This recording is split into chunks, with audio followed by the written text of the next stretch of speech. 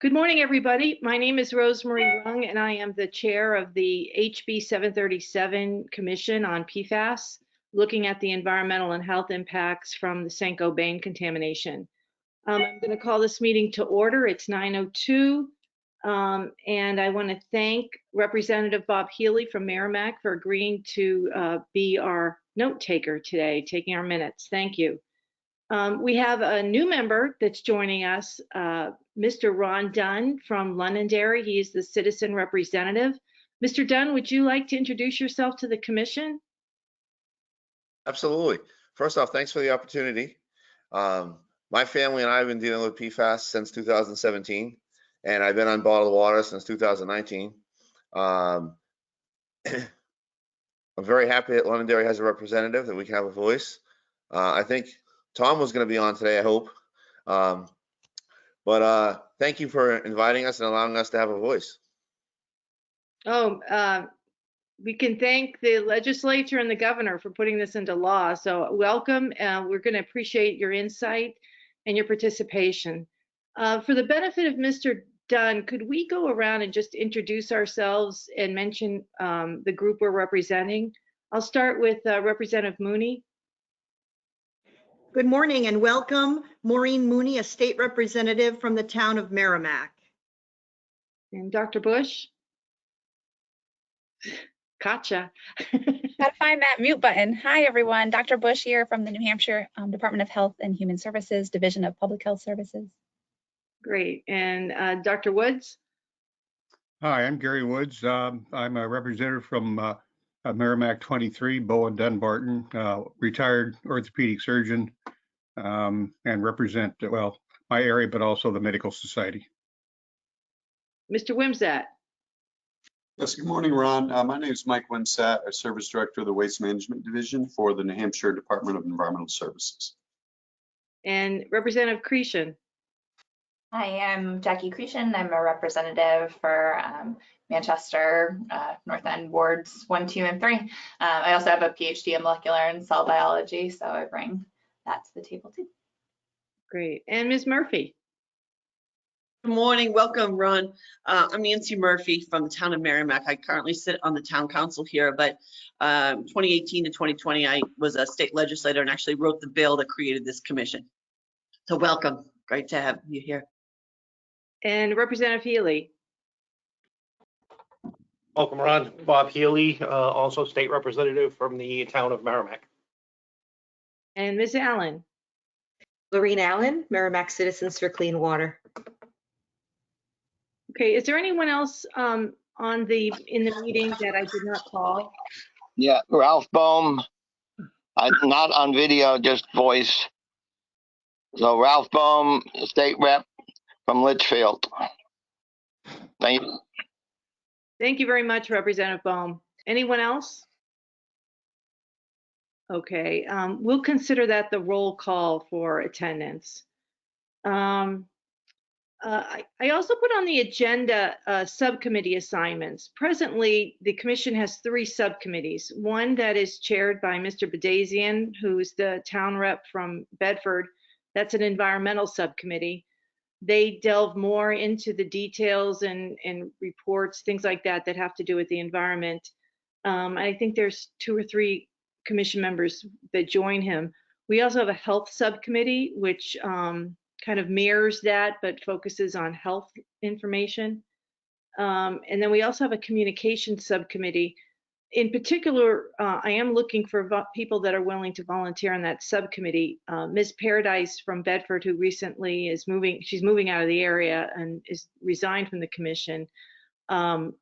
I'd like us to beef that up if we can. So I'd like to ask each of you to consider serving on one of those 3 subcommittees and send me an email before, probably in the next 2 weeks. Give me some time and I'll issue a new roster of those subcommittees. If you're interested in, also if you are interested in those, you feel free to give the subcommittee chairman a call if you want to learn more about that. And following this meeting, I'll resend out an updated roster.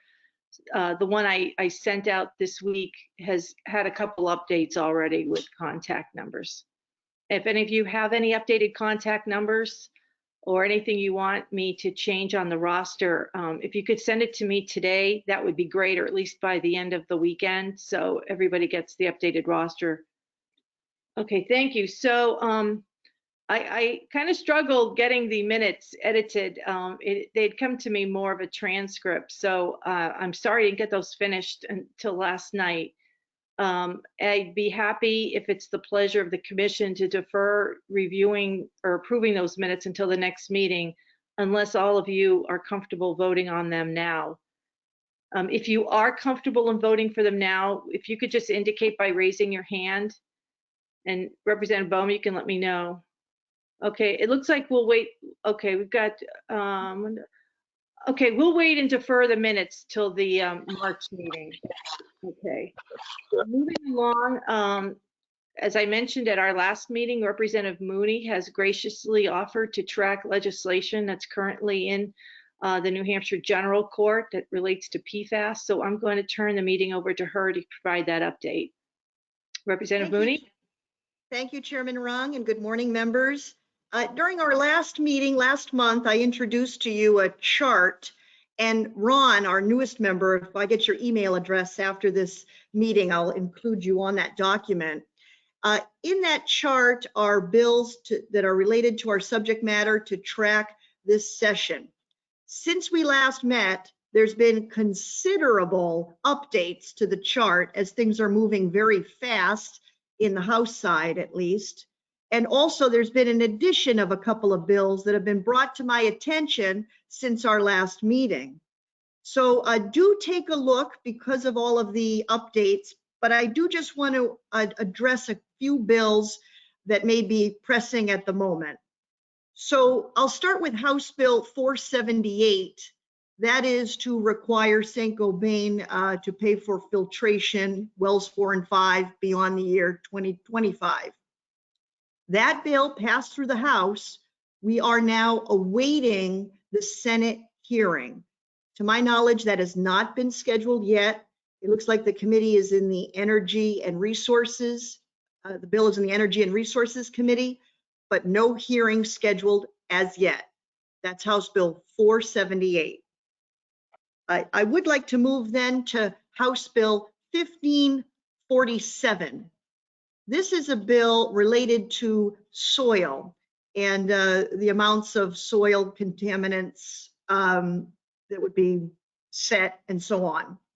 That bill passed through the Environment and Agriculture Committee unanimously. It'll be on the consent calendar, last I knew.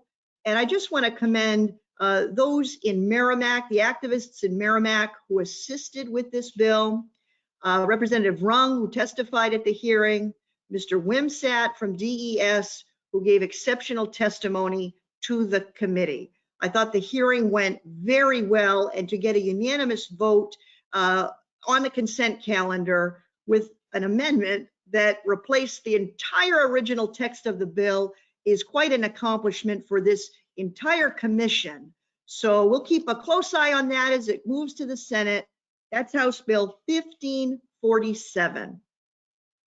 Next, I'd like to move to House Bill 1185 that Representative Rung, I know, is the prime sponsor.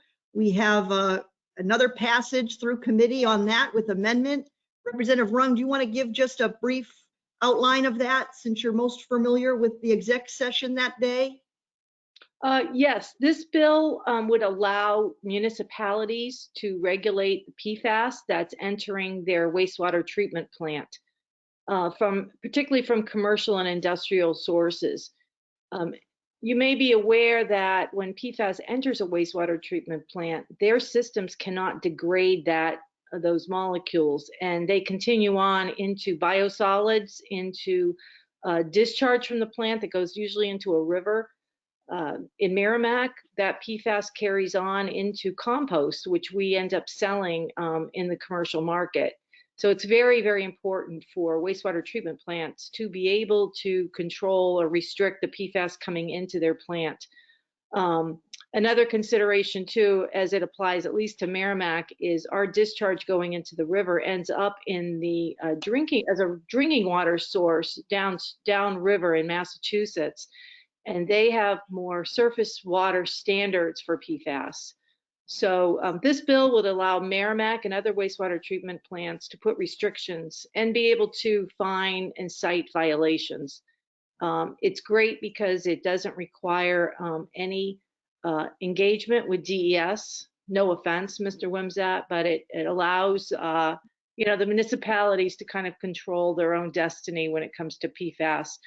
I'm also optimistic that users of PFAS, municipal and industrial manufacturing, would likely reduce the amount of PFAS in their operations because they don't want to cause a violation. So there may be some wonderful intended consequences from this. So it did pass as amended, just to distinguish between municipal and industrial waste and also residential septage. That amendment was made during the executive session, and both amendment and the ought to pass as amended motions carried unanimously, and they will be on this consent calendar for a future session. So I want to thank everyone, Representative Mooney, Representative Healy, also Representative Boyd, Representative Cretion, I believe was on that bill. So I want to really thank all of you for your support. Great. So we want to keep our eye on that one, House Bill 1185. And then lastly, in my update, it was mentioned by a member of the commission. I don't know if she's on the call right now to talk about Senate Bill 455. And I know that the hearing took place on that yesterday. I was told an ITL recommendation came from that hearing. Again, I don't see the member that requested we talk about that, but it is on the chart now. So thank you for bringing that to my attention. I will just add that after our last commission meeting, one member of the public who was viewing this was interested in seeing the chart. And I encourage that. So if anybody would like to contact me, I'd be more than happy to access the Google document and so on, or provide a link. So there's absolutely no problem with that if anybody viewing this would like to see the chart as well. I feel as though I've done a pretty good job updating it. I think I've been on it as best I can. If anybody notices anything to add or correct, please let me know. But that will conclude my update on legislative updates. Thank you. Thank you very much, Representative Mooney. And that's why you get special dispensation. You'll never have to take minutes because of the work on that update. It was an offer I couldn't refuse. Yeah. And I do recognize you're probably going to have to leave. I think you have another hearing. So I do. Thank you for your update. Next on the agenda is the summary of the DHHS and ATSDR public meetings. As reported at the last commission meeting, there were 2 public meetings that have been scheduled. The first one was hosted by Whitney Hammond. She's with DHHS. I thought she did a wonderful job. Had a lot of calls from constituents that participated, people from the surrounding area, very concerned about the Merrimack Cancer Report and asking questions. I don't know, Dr. Bush, if you're going to get to it with your report, but I thought the empathy and the connection with the public was important. There were very few questions that weren't able to be answered, except those that will never probably have an answer. The ATSDR meeting, which was a few days later, the next week, it focused on their report, their health consultation report that looked at private wells. One of the things I learned from that meeting that I have subsequently shared with Abby Rogers at DHHS is that I think as we move forward in communicating to our constituencies, that perhaps we ought to look at having these meetings be more of a panel format, where we would have a representative from DES, DHHS, ATSDR, whatever, maybe moderated from someone in the community who's known to the public. The reason for this is there's a lot of questions that get asked that can't be answered. For instance, questions about well sampling. Well, ATSDR, that they're not able to answer that. And there were a lot of questions that couldn't be answered, and I'm concerned that it may have fostered more frustration than understanding. So as we move forward and we look at these public meetings, I think the more we can bring them forth in collaboration with interagencies, the better it will be for our stakeholders. Is there anyone who would like to add anything to that? Yes, Ms. Murphy. I think that's a great idea. The feedback that I heard just in the community and at the town council was the same, that it was a challenge and that there were a lot of questions that couldn't be answered. And the other thing is, I think there wasn't a lot of notice about that meeting, and because it followed so closely to the DHHS meeting, I think the communities aren't necessarily, they hear a lot of letters and DHHS, ATSDR.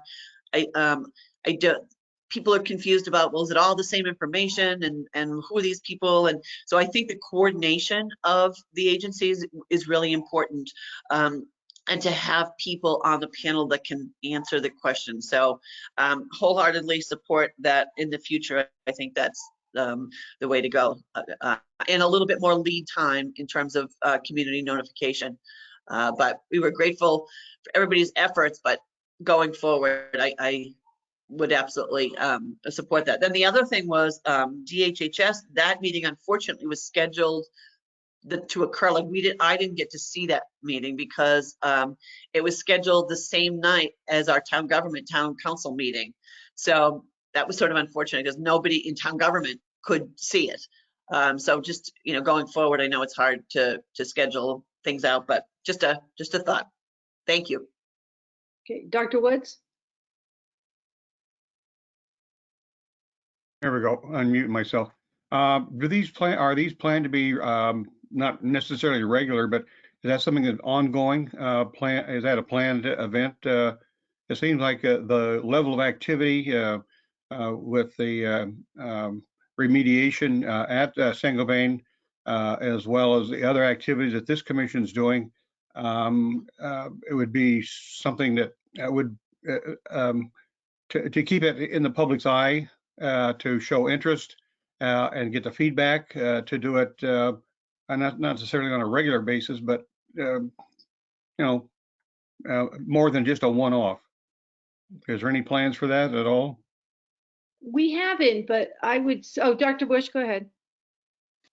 Yeah, I can do my best to, and I was going to cover a lot of this during my updates, but from the cancer concern, I think the plan is to continue to update the community as that work moves forward, in terms of coming up with our case definition and then following up with maybe a case survey.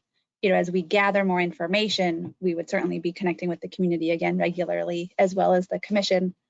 I think related to the ATSDR work, they will be releasing, they're continuing to work on a similar report focused on the public water risk assessment for health consultation.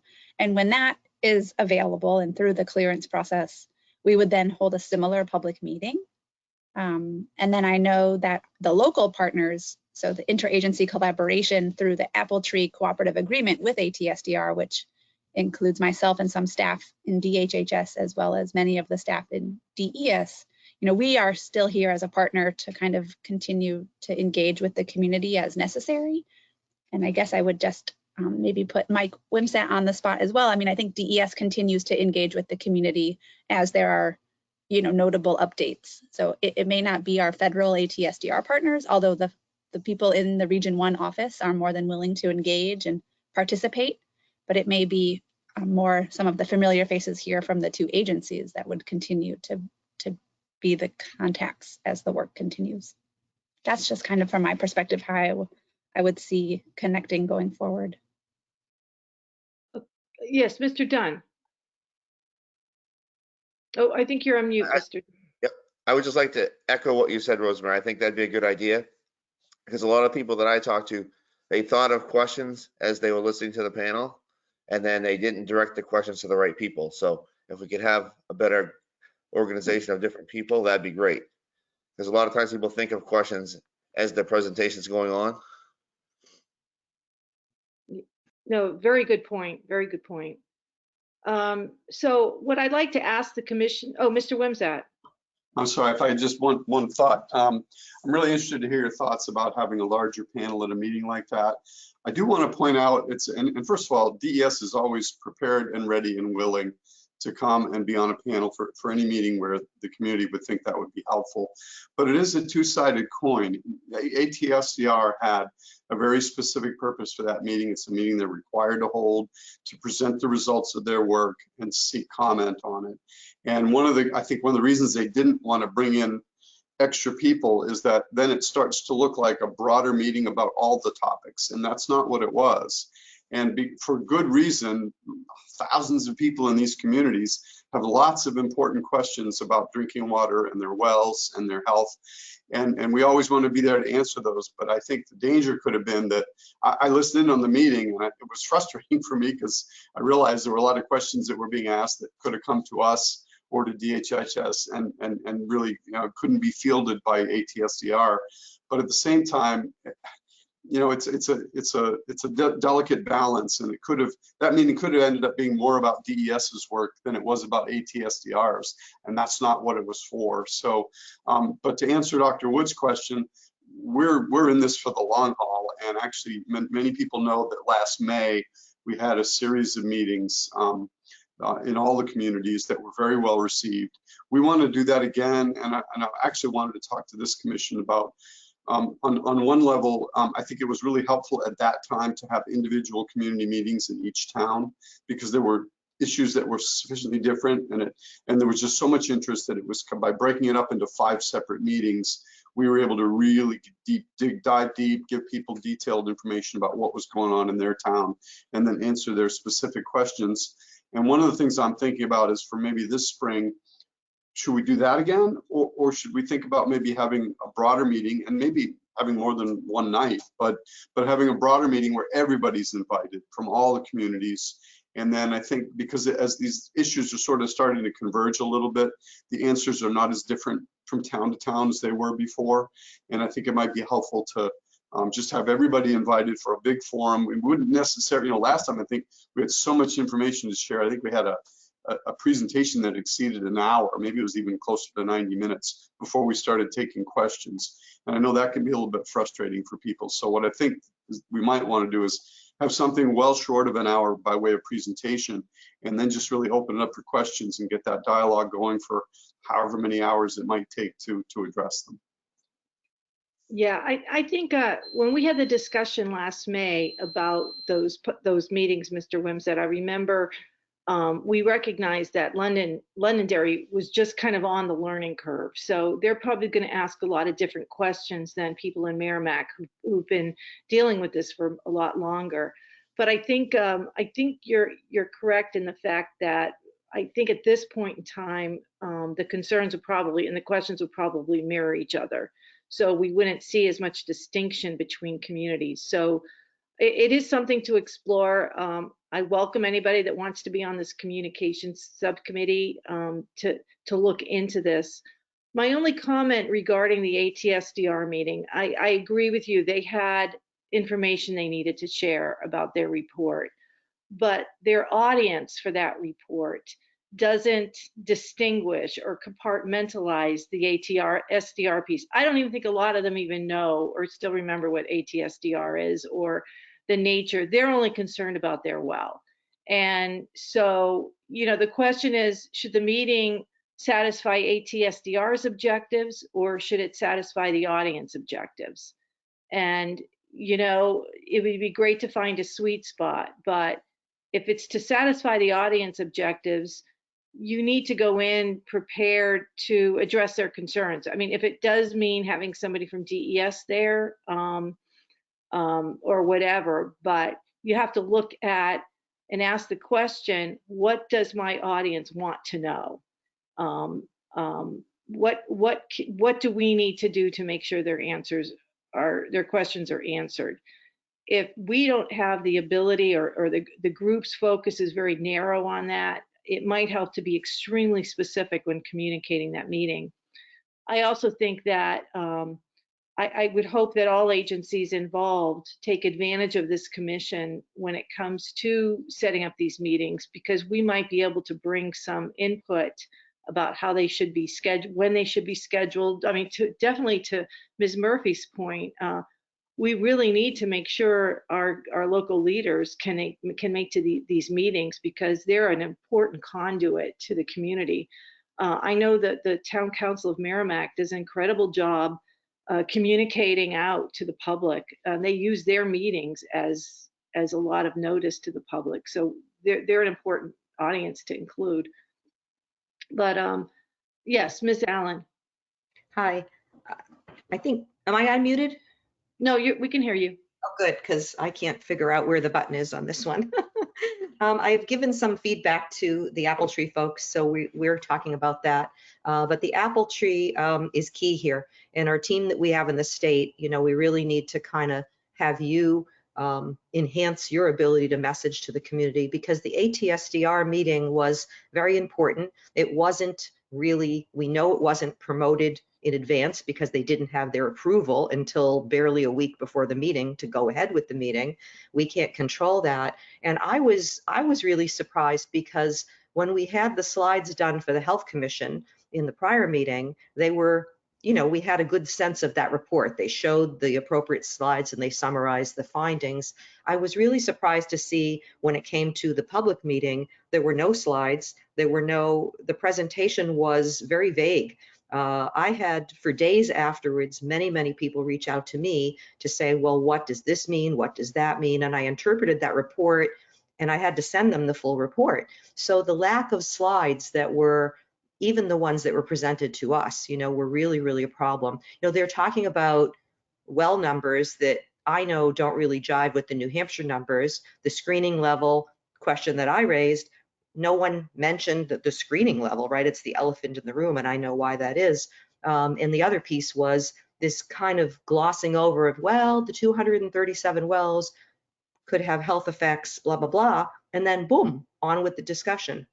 Nothing about the health effects. So people were messaging me that night and emailing me through the Citizens for Clean Water website and saying, well, what specific health effects are they acknowledging? And they're asking questions to me, in addition to my full-time job, that I did answer. It took me a few days. So I think New Hampshire, when we talk about communication, part of this is really tuning into what do people want to know. Health is huge. You know, we've been waiting a long time for that health consultation. Yes, people have questions about what's going to happen about my water and my hookups and things like that, but we need to focus on that point and really make sure, did that really get the point across? This is really important for the next report, right? So the feedback that we give is crucial, because the next report coming up, if it looks like this one, and if it looks like that meeting, I have major concerns that they're going to say the average consumed amount for Merrimack Village water districts are perfectly safe and you don't have to worry about it. How does that jive with, you know, what we've done in the state and what we've done locally?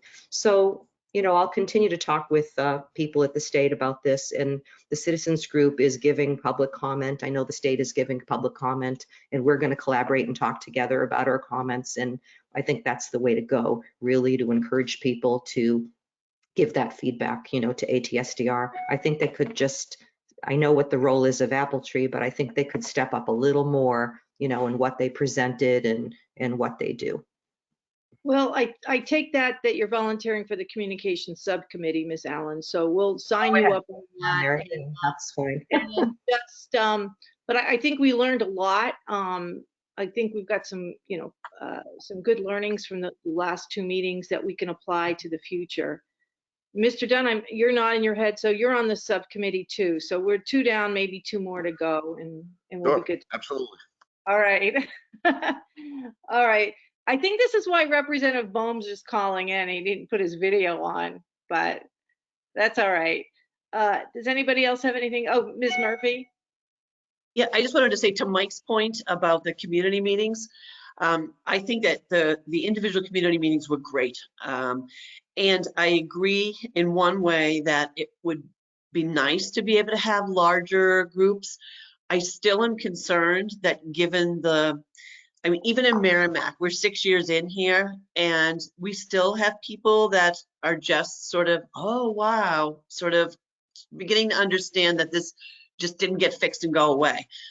So with that said, given that the other communities may not have been aware as long as we have been, and I just wonder if in terms of time for meetings, if the number of questions from the newly informed communities might just take up so much time that, you know, for us, we probably have a lot of the answers that people still need from newer communities. So I'm not sure that right yet is still the time for a single meeting, just because of the amount of time that would be devoted to question and answers. And I would expect, just listening to some of the questions at the ATSDR call, there are people that would have questions that a lot of us already have the answers to.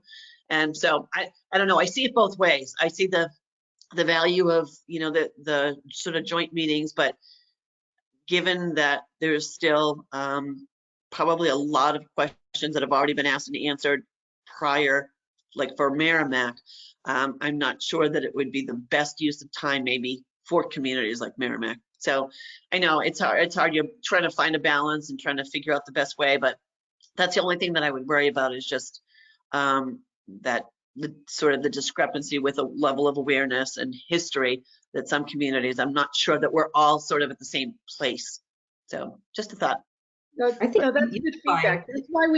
That's why we have all these towns represented on the commission, because we rely on those town representatives to inform us as to what, if they have specific needs that may not be shared by other communities. Mr. Wimsatt, did you want to add anything? Yeah, I just want to thank Representative Murphy for her input on this, and we're receptive to that, and we'll take the cues of the commission members and the community members about how we approach it.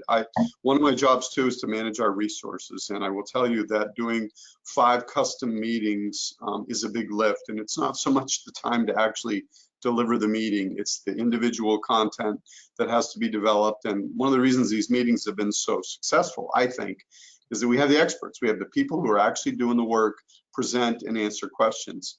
And that's great, and that's really an important and valuable part. But when they are doing that, and when they're preparing that content and delivering it, they're not doing the work. So it's really just a matter of resources. But if the message comes through that you all really want individual custom meetings, then that's what we'll do. Just briefly, I think it really is important to gear towards unifying, as the commission has branched out to include Londonderry. The work that Bedford has done has been tremendous. So I think, Nancy, within every community, there's a range. We still hear in this town people who are like, what's going on? Why didn't somebody tell me about this? Which kind of stuns me. But there is an immense amount of knowledge in Londonderry and in Bedford in particular. I think unifying and combining people would be really good for people. I think it really solidifies us as a complete area of impact, as opposed to all these towns trying to figure out what they get in that town. Why didn't we get that? So I think it's an important step, and there's a way to do that and move forward, as long as DES is able to speak on certain things that have been tricky, right? When you get to your point in your negotiations. Yeah, Mr. Wimsatt? Yeah, and I would emphasize, even if we have a unified meeting where everybody's invited and all the towns are participating simultaneously, that doesn't mean we aren't going to be absolutely ready to answer very specific local questions. I mean, we'll have everybody in the room who knows that information. So I think it could actually be, it's worth trying, I think. And then if we learn from it, we really should have, had an individual meeting for a given town, then we can pivot and deal with that. But I would like to think about trying a unified meeting. Okay, Mr. Dunn? I would just like to second that, because a lot of times when you talk to the towns, you think of questions you didn't think of. So I agree with Mike's comment. I think a unified meeting would work good. And also taking from those meetings, like building an FAQ, because people may be asking questions at the meetings that are on the minds of other people who could make it. Dr. Bush, did you want to add anything?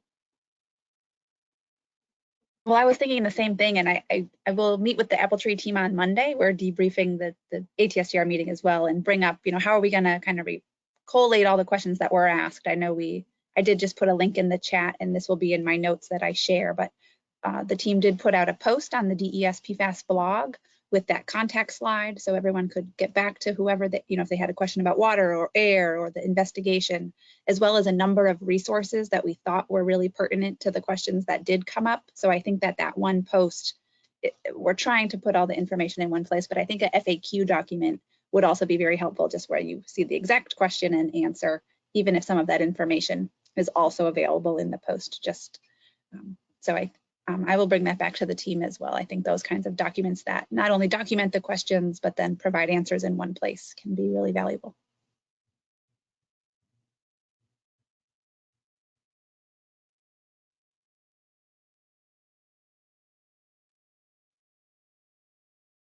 I think our host is frozen. And she's gone.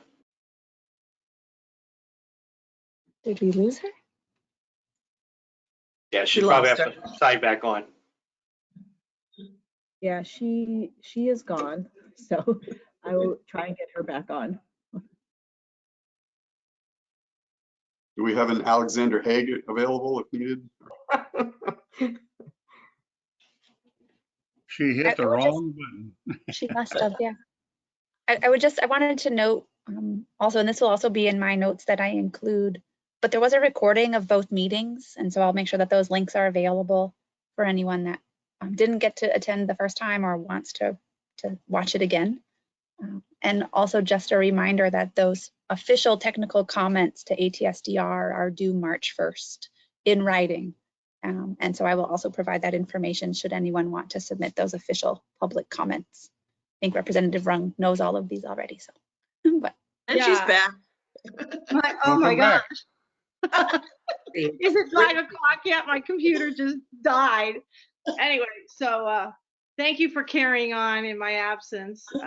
So I think we're moving on to the next agenda item. We'll have the communications subcommittee kind of maybe develop some best practices on some of these meetings, talk to the agencies, and as we move forward, I think it'll just help those meetings become as effective as they can.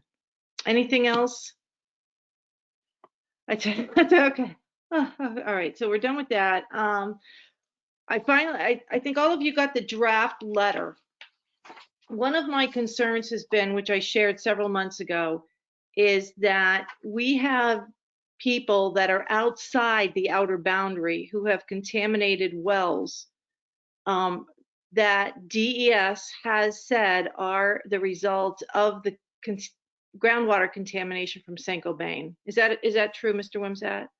I'm thinking of Range Road in Londonderry, for example.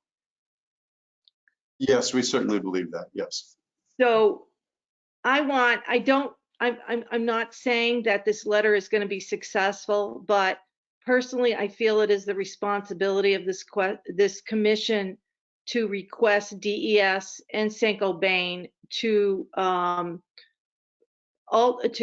amend the consent decree to expand the outer boundary in lieu of this information. So I drafted this letter. I just want to open the floor to anyone who, I don't want to get into wordsmithing. We can do that offline, but does the commission support us taking a position on requesting the consent decree be amended? Yes, Mr. Dunn. I absolutely do. Back in that meeting in May, we actually asked that question and we were told that the consent decree, the chances of getting it changed were almost zero. So to hear us talking about this today is very, very good news. A lot of people in town here on High Range Road that are on the east side have the same contamination, but they're not part of it. So if there's any chance we can get it extended, that'd be fabulous. Okay, any other feedback? Yeah, this is Ralph. Yeah, High Range Road, I'm surprised it's not in the boundary. That's not that far from the Litchfield border. I mean, it should be. Okay. Representative Healy, did you have something to add? Yeah, you also probably want to publicize that you're doing this too. Put the pressure on them.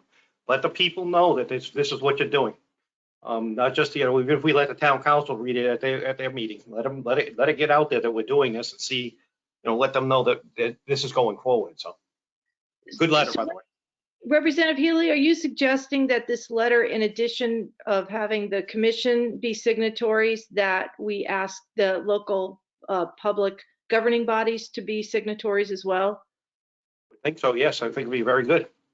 Okay, so it wouldn't just come from us. We would invite the local governing bodies to sign. Okay, Each town that's affected, yes. okay. And Representative Cretion, would you agree that maybe we should add Manchester as well? I know you're here representing the House. If I may. Yeah, especially in the southern part of the city, there's certainly people who could be affected by the consent decree area. So yeah, I don't think it would be a bad idea to include Manchester in that as well.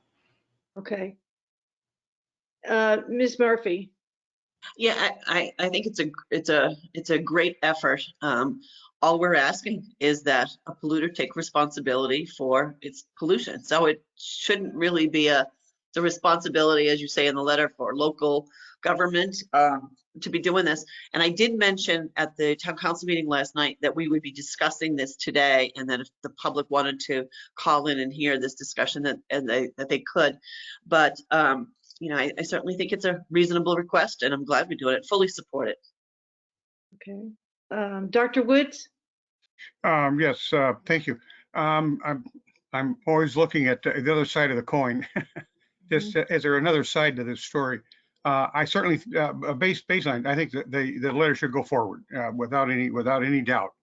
I guess I have to ask myself the question: where does it stop? When does it stop? We know that these chemicals are going to be in an aquifer that may go 100 miles away. Do we expand? Where do we actually stop? We also have to ask ourselves the question of they contaminated, and therefore they're responsible. Yet by the same token, we as a society, invited them here. Bring it here. Bring your industry here. That'll provide us jobs, and it's a tax base. And what that'll give us money for education and so forth. I mean, that's stretching it, but I'm just so in the sense of, if we didn't want any contamination at all, don't have any industry is the limit to that, and that's an absurd limit. But I try to think of things in an expanded way. How far do we go in terms of time and space dimensions? Because that will probably, because it'll have to go to court at some point, I would imagine, and that will come up. In fact, that's really a good question. Mr. Wimsatt, what would it take? What does it take to change the consent decree to expand the outer boundary? Well, it would take an agreement by Saint-Gobain in the state to agree to do that. Okay, so addressing this to the commissioner and to the CEO of Saint-Gobain, those would be the important partners, the important people to send it to make the decision. Yeah, I think that's probably right. I mean, at the end of the day, it was an agreement that was entered into by the state. So it's bigger than just DES. It was really, governed by the Department of Justice, was involved in negotiating and executing that. Should we include the Attorney General on the letter? I think I think that would be appropriate. Again, as most of you understand, I can't really participate in this discussion or take a position on this, on whether or not this letter should be issued. Okay, yeah, that's true. Okay. Any other yes, Ms. Murphy? I get Gary's point about, how does this keep getting amended, for when we find more wells that are contaminated, and where does that line stop? But to hit the point about Saint-Gobain, we didn't invite them here. They came here to avoid the pollution, anti-pollution requirements of the other states. So they came here knowing that, it was going to be easy for them. I realize my comments were a stretch. I'm just, that's my physics popping out. Yeah. Thinking about And all the parameters that impact an equation. Yeah, and then on top of that, not only, although that they've done an excellent job from the public relations side of trying to make it appear as if they're good neighbors. Good neighbors don't do to communities what they've done here. I'm not, for a few jobs, I think any business is welcome here, but the expectation would be that business would not come and destroy the environment and negatively impact public health. So, I would say if you're a business, you want to come here and you want to, be a positive, industry or business, welcome. But, we don't need, situations like this to keep happening. So it's not business at all expenses. I want to make it clear in the letter. $1,000 tax bill doesn't cover the cost that they've cost us, is what you're trying to say. And I want to make it clear too to your comment, Dr. Woods, about that this expanding and who's to know where the end is. Obviously, groundwater has no boundaries; they don't respect town boundaries. But the last sentence of the first paragraph, I do say that it is contamination that's attributed to Saint-Gobain's Merrimack operations. So if it gets to a community where DES cannot make a determination whether Saint-Gobain was the source, then we wouldn't expect the outer boundary to extend there. Okay, so what I'd like to ask, I'm sorry. Did anybody else want to? Oh, yes. Yeah, I'm sorry, I can't have a hand raised. But anyway, yeah, just to let geographically, High Range Road is the first major through road you hit from London, leaving Litchfield to Londonderry, and it runs parallel to the Litchfield border. Between High Range Road and Litchfield is the Masquaw Swamp, or whatever they call it. But anyway, where the Londonderry Fish and Game is. But so that's pretty darn close to pretty much where the outer boundary is now. So I would think that water from that groundwater is feeding the on High Range. So I think on High Range in that area should be in the zone. Okay, so what I'm hearing you say, because right now, Representative Bone, we're just asking that the outer boundary be extended to those areas where DES does consider well contamination to be attributed to Saint-Gobain. I think through some of their testing, they probably have a really good idea where that is now, where that outer boundary should be changed to encompass that area. But what I will do is I'll give everybody a few days, maybe to end of day Monday, if you have any wordsmithing on this. I really don't want the letter to be too long, just to kind of just make our point. I did pontificate in the first draft, but I decided I better take that out. So if you have any wordsmithing or any editing changes, get it to me by end of day Monday. What I'll do on Tuesday is I will send this to each of the governing bodies and to Representative Cretion, so that she can share it with Manchester. Ask them if they want to be signatories, and then give them maybe a week to respond, maybe 2 weeks. I guess it depends on, they'd have to probably bring this to their public meeting. So probably Merrimack just had a meeting last night, so 2 weeks would bring it to their next meeting. And then at our March meeting, we would then take a vote to actually send this out, mail it to those people. Does anybody see a problem with that plan? Okay, great. All right, thank you very much. The next thing on the agenda is the DHHS update. And Dr. Bush, Representative Healy is taking the minutes today, so if you do have anything you can send him, that would be great. Thanks. Sure, yep. I don't know that I have many more updates than what I shared previously. I can just review them again briefly, and I will be sure to send this along. It does have some links and details that would be good to include in the notes. But just as a recap of the cancer investigation, we did hold that community meeting on January 27th. It was well attended. Thank you for the feedback that's been shared already. A recording of that webinar is available on the New Hampshire Public Health YouTube channel. The cancer program continues to invite all of you to share the contact information of the Cancer Concern Review Team. I'll include that contact information in my updates. So please connect any concerned community members directly with the program. And we are working as our internal, across the two agencies here, our Cancer Concern Review Team, to finalize our case definition and consider who we would reach out to for more information to learn more about kidney cancer in the region. And so that work is ongoing. We're hopeful that we'll have more to share at the next meeting. We're considering moving forward. One example of moving forward is a contract amendment with Dartmouth and the Cancer Registry to support that work. So we're just trying to get some of those logistics in place to support this work.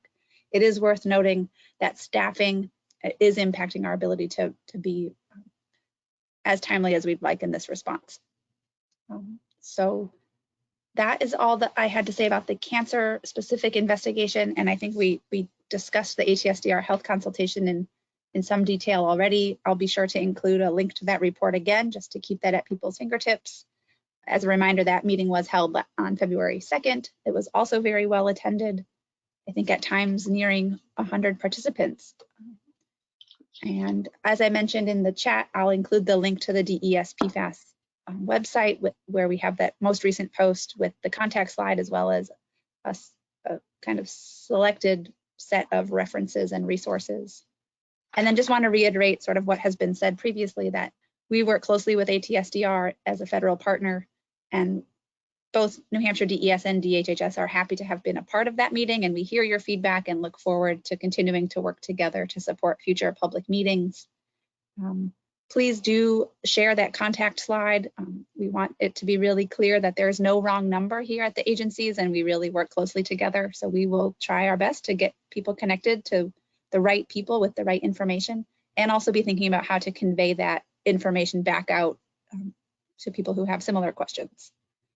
Recording of that meeting is also available. I'll make sure that that link is available. And again, I mentioned that any specific public comments that want to go on the public record should be submitted by March 1st. And I'll make sure that that information is also included in the notes. Thank you very much, Dr. Bush. Any questions or comments to Dr. Bush? Yes, Ms. Murphy. Thank you. Katie, how many people came to the DHHS, the cancer meeting? I'm not exactly sure. I can track that down and put it in my notes, but I believe it's more than 50, probably not more than 100. Okay, I was just curious about, figuring. Thank you. That's good. Okay, seeing no more other comments, I'm going to move to the next agenda item, which is the DES update. Mr. Wimsatt.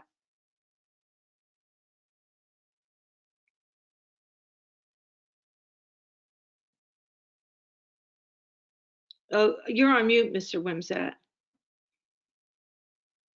Sorry, I was just trying to change my screen so I wouldn't be looking off into space when I was reviewing this. Okay. Okay. So as far as activity for DES in the last month or so, we did issue a letter requesting to Saint-Gobain, requesting additional groundwater monitoring in the vicinity of the Everett Turnpike project. That went out just this week. As I mentioned in an earlier meeting, there's a lot of work going on the expansion of the Everett Turnpike, and a lot of concerns about how soils will be managed, and we want to get some baseline groundwater data to support those decisions. DES also completed its bureau level review of a comment letter on the supplemental site investigation that Saint-Gobain issued, and we expect that letter hasn't gone out yet, but I expect it to go out shortly. So we'll have that'll be available, and we'll have an update on that at the next meeting. Also, Jeff Martz and I met with Chris Bandazian to talk about his concerns about the Saint-Gobain's residential well resampling. And he had some questions about that, and to queue it up for our subcommittee meeting, which we held yesterday. So that was helpful, I think, to help them understand what was going on there. Our expectation is that right now, Saint-Gobain is resampling any wells that come in that they've sampled that test between 10 and 12 parts per trillion. We have seen kind of a distribution of those results, most of them are relatively unchanged. Some of them are lower, but some of them are also higher. So that's a concern for us, and we think we'll be looking to see whether maybe a little bit bigger range of results might trigger a resampling in the future. Having said that, Saint-Gobain continues to complete its sampling within the consent decree area for wells that have not been tested at all. So we want to make sure we prioritize getting everybody's well tested that needs to have it tested in the first instance. But then we also want to talk to them about resampling and which wells will trigger, which results will trigger a resampling. DES has been actively engaged in ongoing negotiations over alternate water. I don't have an answer for you on that yet. I think those conversations are very productive at this point, and I'm hoping that in the relatively near future we'll have something concrete that we can discuss about that. So as far as water supply well sampling, the sampling plan continues to be implemented, and we have 13 addenda to that plan now. And as of January 28th, when these numbers were compiled, we have a total of 3,644 properties that were identified for sampling. And that's 207 more than my last update in early January. About 3,400 access agreements were sent out by the company. Return rate on those is about 68% right now. And we have had sampled 2,098, so just under 2,100 samples have been collected from water supply wells in the study area. And that's 45 more than our last update in January. And a total of, out of all that sampling, a total of 947 properties who tested above standards have been offered bottled water. And that is as an interim measure. And that is 11 more than our update in January. So the majority of properties within the consent decree area have been addressed by the work plan and these addenda. We expect a few more addenda will be needed to completely round that out. And we expect that to happen in the coming months. And hopefully that'll be concurrent with getting underway with some, alternate water solutions and remedies for people who have already tested above standards. With regard to the on-site, on the site proper, the site investigation, we expect Saint-Gobain's consultant to be conducting stormwater sampling this spring when the rains make that appropriate, and that that'll also be dependent on safety concerns that involve working around the Merrimack River. So it depends what sort of how intense the spring freshet is, and they'll have to work around that. But as far as the air division goes, we have an update from them. They issued their letter, and some of this is review, but it kind of puts the context on it. DS issued a letter of deficiency to Saint-Gobain in November regarding the RTO, and Saint-Gobain submitted timely information as a result of that LOD. The information included information on the bypass stack, a compliance plan, procedure and updated monitoring plan for the bypass stack and overall equipment operations, data on the stack operations since the startup of the oxidizer, and a permit application to amend their temporary permit regarding the installation and operation of the bypass stack. And I know that, as members will remember that Kathy Beam and Mike Fitzgerald came to a previous meeting to discuss that in more detail. So DES has reviewed those submittals that I just described, along with the monitoring plan data that's been submitted since March of 2020. And the following are DES responses to Saint-Gobain. There was a letter dated December 3rd, letter dated January 27th, requesting additional information regarding the air permit application, and a letter dated January 28th, which requested additional information about the monitoring equipment plan. And when I provide this information to Representative Healy, it will include hot links to these documents. These are all up on our one-stop already, so they can be accessed, but just for your convenience in the minutes, there'll be these hot links that you can click on that allow you to look at these documents. In addition, Saint-Gobain has continued to submit monthly monitoring plan letters as required by the permit and rainwater study results, and those documents will be hot linked under that link that'll be provided to you as well. We did conduct, and staff from the department did conduct an inspection on January 6th to review on-site records pertaining to the use of the bypass stack and the oxidizer. And a report on the inspection hasn't been finalized yet, but once that is, it'll be uploaded to One Stop, and I'll provide it through this venue as well.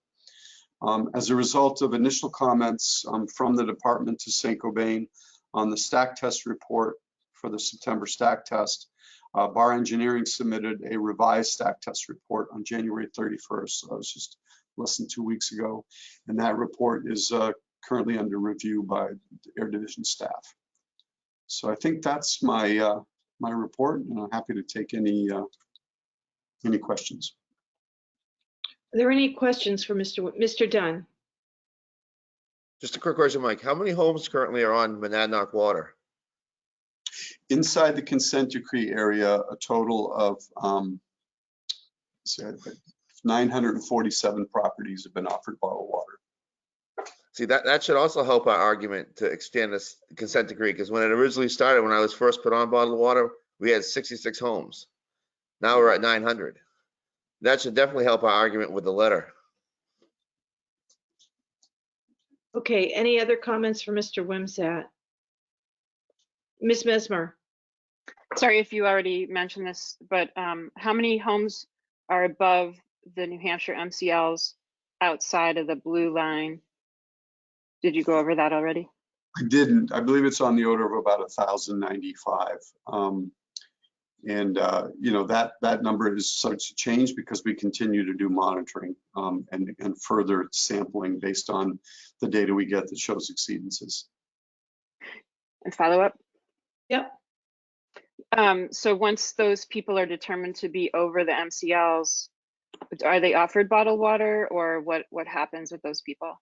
They're not. I'm glad you asked the question, though, because we recently got approved by the Drinking Water Groundwater Trust Fund Advisory Commission a proposed program that DES would administer that would provide a rebate program. And I want to emphasize it still needs to go through fiscal committee and GNC approval, so it's not quite implementable yet, but we're working actively on that.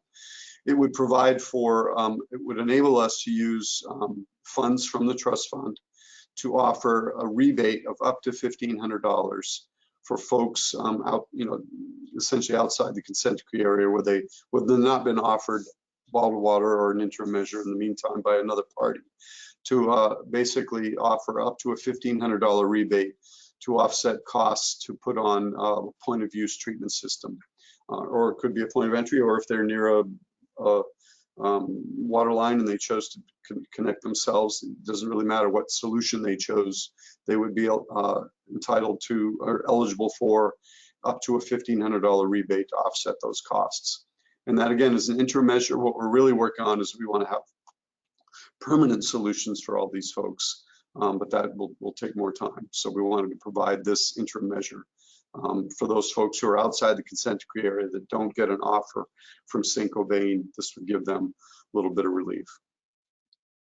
Just a follow up. So that's great that they get $1,500, but point of entry systems usually cost in the range of $6,500. Right. It's so really those not. People are out $5,000 then. It's not intended to really provide a complete payment for a point of entry system. The idea is that in order to get, it's sort of analogous to drinking to bottled water, if you will. So if they put on a point of use system in their kitchen, or you know where they get their drinking water, the expectation is that that amount would easily cover even a contractor's cost to implement and install a point of use treatment system so that they have safe drinking water in their home. Yes, I guess my point is that, you know, yes, that's great. I'm glad they did that, except, you know, for people that are concerned about other issues, showering, things like that, when we know that some of these PFAS compounds have been associated with severe impacts from things like COVID-19. Those people that choose to put point of entry systems in are still out around $5,000. So just wanted to make that comment. Yeah, this is Ralph. May I? How out of that 900 how many can be or will be hooked up to a commercial water system, or how many can't be, and what's the average time these people on bottled water, which brings up my bill on that the Senate is sitting on, and maybe we should all contact Kevin Avard, the chair of that committee in the Senate, to get the point of entry system put in for those people that can't be hooked up.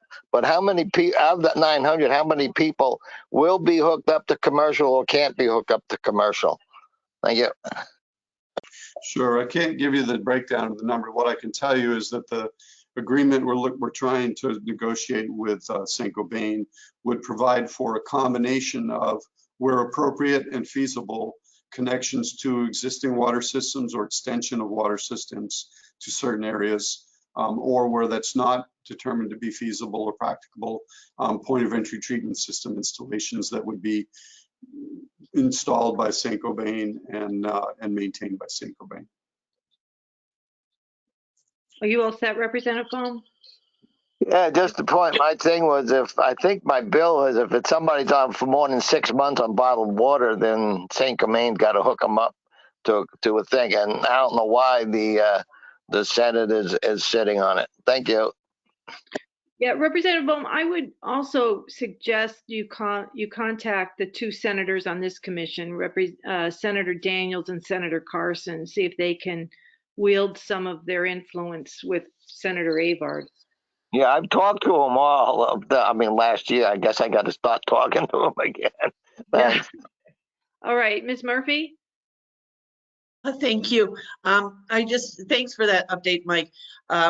One of the things that I would just recommend in terms of that $1,500 rebate for Merrimack residents, if there are Merrimack residents listening in, I would ask that they hold off on applying for that $1,500 grant, as Merrimack has a program that we're in the process of determining how it will be delivered, which will offer more than that to Merrimack residents who are outside the consent decree.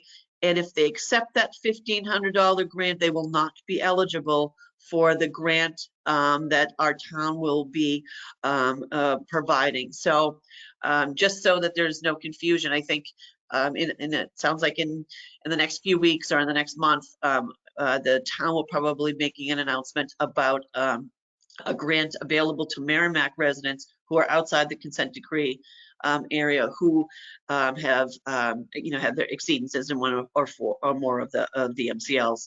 So I would just wanted to make sure. I don't want to have Merrimack residents agree to accept $1,500 when they may be eligible for more through a program that the town will be talking about pretty soon. So that's all. And the only other thing is that, I think we should just always remember that these grants and, we certainly need these for our public well owners, but again, the responsible party is not paying for this.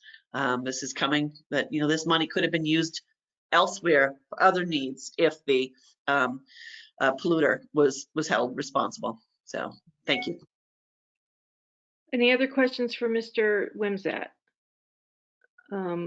I just want to ask Mr. Wimsatt, are you aware of any residents outside that outer boundary who've pursued civil action? Since they're not bound by the consent decree, they can pursue civil action to recoup damages, correct? Two things I would say about that. First, I don't have specific knowledge, but I'm generally aware that there are civil suits out there. I don't really know the details or who the parties are, but I want to just correct something you said. It's, I think, a common misconception. Even if you are a resident or any person inside the consent decree boundary, whatever that consent decree said did not take away any of your individual rights. So if you as an individual or as a group want to sue anybody, including Saint-Gobain, you can do it. The consent decree does not in any way hinder your individual legal rights or abilities. Okay. It does hinder the state's ability to sue them, right? Absolutely. Okay. That's the distinction. Okay, yeah. No, thank you. Thank you for that clarification. Any other question? Oh, and Mr. Wimsatt, I do have a question. Has the rainwater study, I know there were some peculiar results when you reported them a few months ago, particularly with Concord. I mean, are the rainwater results still, they seem to be more understandable now? I'm not prepared to answer that in detail. I do know that there was something a little odd that has since been reconciled, but the requirement is for Saint-Gobain to do monthly sampling. And I don't for today have any updates on that, but I'll make sure to include that in my updates for our next monthly meeting. Okay, thank you. All right, so seeing no more questions of Mr. Wimsatt, we're going to move on to the Senate Bill 455 discussion. I'd like to turn the floor over to Ms. Mesmer. Yes, so this week, Senate Bill 455 was presented in the Energy and Natural Resources Commission in the Senate, committee in the Senate. The bill seeks to add three additional PFAS compounds, or at least asks the state to engage in rulemaking. Two of the PFAS compounds are compounds that were acted upon by some of our neighboring states and some other states, Massachusetts and Vermont. The additional PFAS compound was the first, PFBA was the first PFAS to break through the Merrimack water treatment system, which I guess Don's not here today, but yesterday our environmental subcommittee heard extensive testimony from Don Preventure from Merrimack Valley District Water on the system and the status of the water treatment system that the taxpayers voted to spend $14.5 million to add treatment to two of the wells in Merrimack. The first compound that breaks through is PFBA, and that compound is not currently regulated in the state of New Hampshire. And it is what they call an ultra short chain, which is a C3. It's a replacement, I think, for PFOA. So we, having that with a standard would help the citizens of Merrimack be able to recover, depending on the level, recover some additional funding, I guess, from Saint-Gobain, or there's some sort of relationship with that. So that bill was voted on ITL out of the Senate committee 3-1. Unfortunately, the DES opposed that in testimony, and we're hopeful that we can overturn that decision. I mean, if they come up with a standard that's, for now, based on the science, that would be helpful, and that amended later on as science develops. So we don't want to wait on EPA because we're not sure when EPA is ever going to act. They may act soon on PFOA and PFOS, but that leaves us with now EPA Comptox database says more than 12,039 PFAS chemicals that we're trying to do a whack-a-mole approach on in terms of regulating. So we know that Saint-Gobain emits, based on EPA ORD's stack testing, about 191 PFAS chemicals, and about half or more of that then of those PFAS chemicals they had never heard of before. So it's a matter of, the people of Merrimack do not want to drink any PFAS in their water. So they did come to that decision, according to Mr. Preventure yesterday, to spend that $14.5 million with the understanding that there would be no PFAS chemicals in their drinking water system. And so there's a lot of concern about the breakthrough that will cause, I think he said, I don't recall exactly, maybe Chris can go to his notes on this, but it would certainly cost a lot more money to replace those carbon filters if they use PFBA as the breakthrough, would severely limit the lifetime of those carbon filters. So we were, hopeful that that bill would pass, and we're hopeful that the Senate will reconsider when it comes to the floor, passing that bill on to the House so we can keep that alive. If I could. Yes, Mr. Badazian. Yes, if just to add to that, the cost or the frequency of replacement of the media, I think Don Preventure had said, was 3 times more frequent. It would have to be replaced every 8 months as opposed to every 24 months, based on about a year of experience, at a cost of adding in everything roughly $100,000 per change in media. The other thing that apparently DES helped get a more extensive panel of testing performed this past summer, and that indicated the same levels of raw and treated water of another PFAS compound, PRA. So that either may be displaced by larger chain molecules in the media, but we're only finding things we test for, and in doing a more extensive panel, it's not something really apparently where you can have PFAS-free water based on the experience so far. So there is breakthrough of other compounds, more so than PFBA even. So as we do more tests, we find more problems. That's it for me. Yeah, Ms. Mesmer? Yeah, so I guess my hope was that the commission might be able to issue a letter of support for passage of SB 455 when it comes to the Senate floor, if this commission feels that it's important to do that. Ms. Mesmer, do you have any idea when that bill is scheduled? No, not yet. Yesterday, I believe it was yesterday. Days go, so I don't know. I think it was yesterday that was heard in the Senate, and they immediately execed it, which was surprising to me that they would do that so quickly. So it could be the next calendar, when the next calendar comes out, it could come to the floor. So we have no idea what. I could try and find out, but I would expect that as early as the next calendar, the next session. Okay. What I'm going to recommend, and I'm open to feedback, is if you want to draft that letter, and we could circulate it and ask members of the commission to sign it.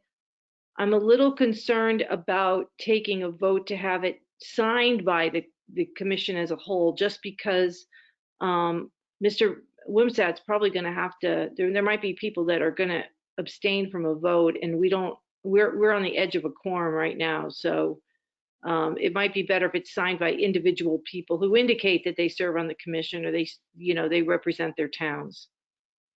Okay, so we will take that as homework, Ms. Mesmer. The other homework I want to remind the commission is to get back to me on interest in serving in one of those 3 subcommittees. Other homework is to review that outer boundary letter within the next couple days, so I can send that out to the local governing bodies to have them sign. And then review the January minutes so that you'll be prepared to vote on those at our March meeting, along with the minutes from this meeting. Before I close the meeting, I know there is, we're trying to settle on a time. Our traditional time is meeting at 10 a.m. However, that conflicts with Senate Finance Committee meetings, although Senator Daniels wasn't able to come to this meeting. So I moved it to 9. I know because Representative Moody had to leave too, and she's on the agenda to give a standing report on legislative progress. So I'm really, I know Ms. Murphy has a conflict having at 9. It takes some finagling on her part. It's really tough to find something that pleases everybody. Just by a show of hands, what's the people that would be able to attend a 10 o'clock meeting of this? Okay. Dr. Bush, can you attend 10 o'clock? All right, so everybody can attend 10. We'll just move it back to 10 then. All right. I was trying to really hoping to accommodate the Senate Finance Committee, but that doesn't seem to make a difference. So according to my calendar, our next meeting would be then at 10 o'clock on March 11th. That's a Friday. That's the second Friday. Everybody good with that? Okay, great. So is there any other business that anyone wants to bring to the meeting today? Yes, Miss Allen. I just want to really thank you, Rosemary. You've done a wonderful job chairing these meetings. I've been on them since, when did I join you guys? November, I think. And excellent, number one. Number two, just a brief comment. I don't know if you can do it. Your letter that we're to review is excellent. I read it last night. I'm wondering if there's a way to incorporate, without making it bogged down, this fact of there are more homes outside of that blue line than there are inside the blue line. 947 identified for remediation in and 1,095 outside. That really strikes me as a really important point for us to boost and make, because it's pretty powerful considering the state is attributing them all to the same responsible party. Thank you. I mean, that's a really good point. We could. I'm just afraid by the time we send the letter out, those numbers are going to change. No, I'll look at it. If you could send me that comment or any proposed language in an email, something I could just kind of cut and paste and just edit in. Okay. All right. Mr. Wimsatt. Yeah, just one point I want to make, going back to Senate Bill 455, the agency did oppose that bill, and there's a letter of testimony. And I would encourage anybody who wants to explore this further as you consider this to look at DES's letter of testimony. And I can include a link to that when I send this to Representative Healy. So that would be great. Thank you. I think the sooner the better, Mr. Wimsatt. It's maybe something if you could just send to all the commission members. Here's our letter of testimony. The only reason we wait for it to get minutes, that the Senate vote might have already occurred. No, I'll send that out this afternoon. Okay, that'd be great. Thank you. Okay. Okay, seeing no other, yes, Representative. Molly's last one. I actually just have one other question about the PFBA. The breakthrough amount that's coming through, how does that relate, just like in an order of magnitude to, I guess, what EPA has for their sort of levels right now? Is it above, like I know the state doesn't have a level, but it is, looks like EPA has some stuff under review right now that's like. EPA doesn't have anything for PFBA at all, and they're only going to be coming up possibly with some standards for PFOS and PFOA anytime soon. I see. Yeah, that question is in part addressed in DES's letter. And basically what the letter says with regard to PFBA is that there is draft toxicological data. US EPA is still reviewing that and may establish, we don't know, a health advisory later this year. So the expert review of that at the national level is still going on. In addition, if we take it where it is right now and we assume it has whatever is out there is accepted without revision, we think that if we were to calculate a standard for PFBA, it would probably be on the order of or in excess of 1,000 or maybe even quite a bit more than 1,000 parts per trillion. My understanding that of the data we have in New Hampshire right now, there's really only one place where we see 1,000 parts per trillion in groundwater, and that's at the St. Cobain site. My understanding from listening to Don Preventure yesterday is that both their raw water and their treated, as it breaks through, is at around 10 parts per trillion.